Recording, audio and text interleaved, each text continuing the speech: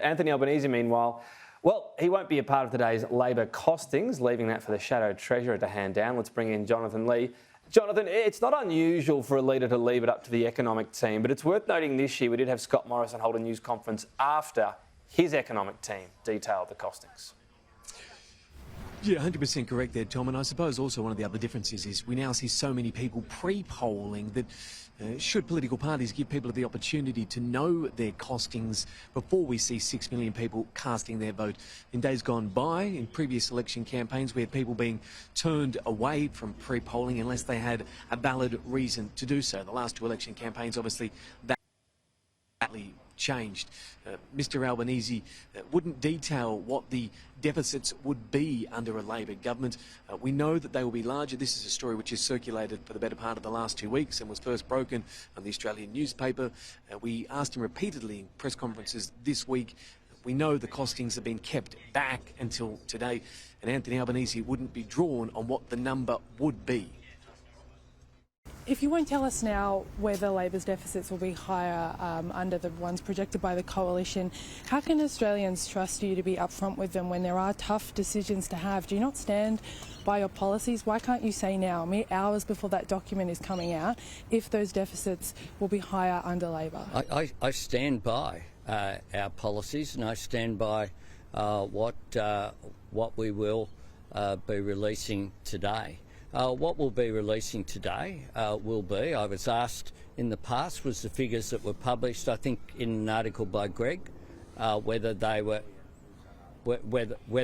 correct, and I said then that they weren't, and they aren't correct in terms of that number. The larger drama this morning, Tom, was around the strategy that the Labor Party was putting in place. Now, the travelling media pack always stays with the opposition leader. Mr Albanese certainly knows that, but Labor was working on sending the travelling journalists to Canberra to get the press briefing from the Shadow Treasurer, and then keeping us in Canberra and having the opposition leader go on to Brisbane. There was a number of people who were very frustrated about that. That has since been changed. I put the question to Mr Albanese, the reason for that, when he's campaigned so hard on transparency. Many journalists want to ask him about the costings after they've been delivered, considering he wouldn't deal with it this morning. I am happy for the travelling party to go wherever you want to go. The offer was made if you want to go to the costings because people felt like you would want to go to the costings announcement with Jim and Katie. If you want to go to where we're headed in Brisbane and see me hand out how to vote with the Queensland Premier and our candidates, that's fine too. Jonathan, a bit of confusion as well around border closures, our own border in fact. It's in terms of what the Labor leaders had to say. Yeah, the Labor leader was on the ABC this morning and was talking about the low unemployment rate and the reason why it was so low. Now, we know Mr Albanese had a number of stumbles and gaps at the start of this campaign. It's been back on the rails for the last few weeks. But he did appear to have a stumble this morning where he talked about Australia's borders being closed. Of course, they haven't been closed for some time. This is what he said, his response, and also now the Coalition's attack.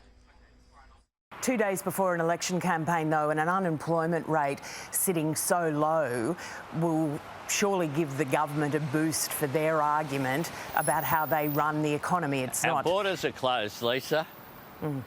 Our borders are closed. People are doing it tough. That's having an impact on employment figures. We know that that's the case. And this is how he responded today. They're not, Lisa. They're not. It's another thing he's gotten wrong. I heard him say that on your program just before, but Australia's international borders have been open for some months now. So add that to the list of him not knowing the unemployment rate, not knowing the interest rates. The borders were closed.